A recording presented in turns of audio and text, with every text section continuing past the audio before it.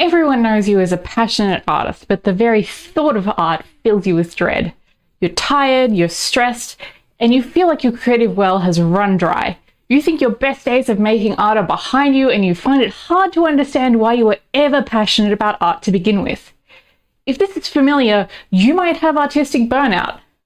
I'll be discussing what burnout looks like for artists in more detail in my next video. For now, let's consider what you might practically be able to do to make yourself feel better. And if you're not burnt out yet, how you could avoid it in the future. Number 1, you need to accept that you're actually burnt out. Without acceptance, there's very little you can do to try and improve your situation. You need to acknowledge it first. If you don't, you're likely to keep trying to slug along as normal, and it will wind up far worse. Number 2, give yourself a break. How easy this step will be depends on the sorts of commitments that you have. It's easy enough for me to tell you to stop, but if you have a bunch of commissions lined up and you need to complete them in order to eat and avoid damage to your reputation, you're kind of stuck between a rock and a hard place.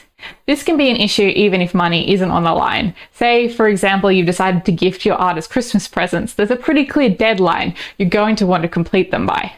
In these sorts of situations, instead of simply missing deadlines, it's best to communicate with people as soon as you realize you're having trouble. If you're working with a client, you don't need to tell them the specifics. Just tell them that you're feeling unwell and ask if you could have an extra week. The worst that can happen is that they say no.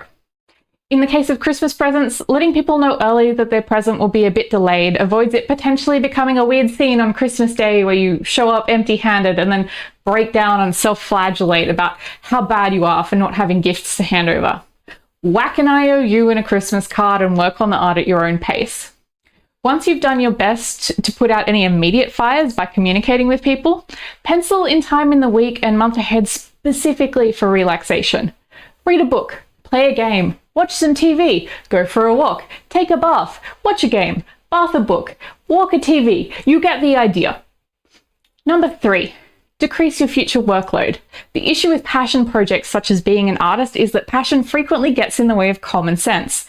No one would question that a 60-hour-a-week job that you're just doing for the money could lead to burnout, but when it's a task that you have a passion for, the expectation seems to be that we have a limitless amount of energy to put towards it. If the amount of work you're doing now has led to burnout, then you need to do less of it in the future. You need to learn to say no, whether that's to others or to your own self when you come up with yet another wild idea. You don't even really need to tell yourself no. You just need to tell yourself not right now. Keep a list of art ideas so you can always come back to them later, when you can do it at a pace that is much more sustainable. Number 4, be kind to yourself. Becoming burnout is not a moral failing, and you should do your best not to treat it like one. Try and avoid blaming yourself, and instead consider what you would say to a friend who tells you that they're burnt out. Then say those things to yourself. Consider the words you would use if you were trying to soothe a small, injured woodland creature. Then use those words on yourself.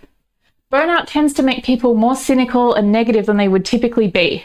By trying to reduce negative self-talk, you remove some of the pressure you're probably placing on yourself to just get over it.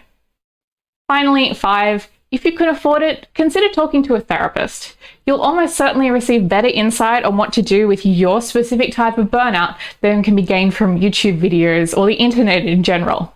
I'm not a qualified professional.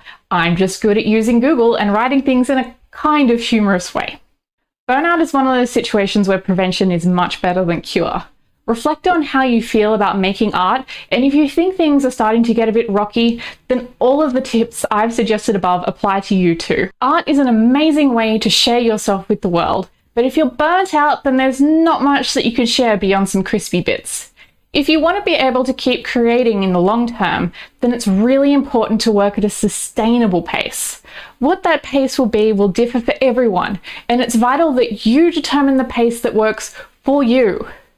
Of course, burnout isn't the only thing that can get in the way of creating great art. If you think you might actually be in an art slump, then I have just the video for how to deal with it. What's the difference between an art slump and burnout, you ask? Well, stay tuned because I'll be releasing a video on that soon too. Thank you so much for watching. If you found this video helpful, please give it a like. And if you would like more art advice in the future, please consider subscribing. See you next time.